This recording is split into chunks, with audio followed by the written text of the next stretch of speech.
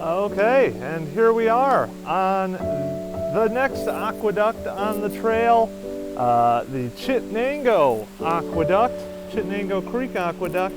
Here we are. You can see it would have been well, it still is a 3-arch aqueduct.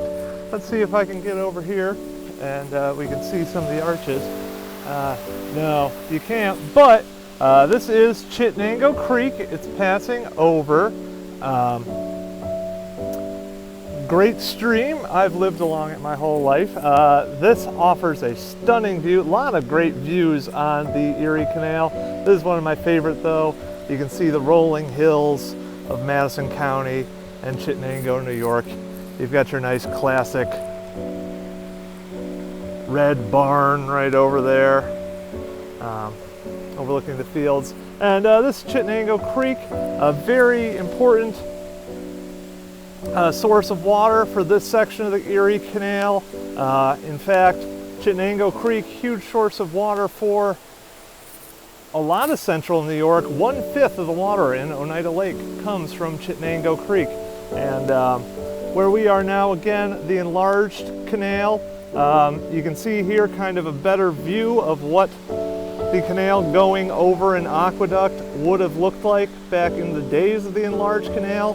They have not made a trough, there we go, here like they did at the other 2 aqueducts we've looked at, so it's still 70 feet wide, though this is still an improved, well, improved is one word for it, a concrete aqueduct that was made in the 1920s or 30s to cross over. The original Erie Canal would have been about 1/4 of a mile to the north of here.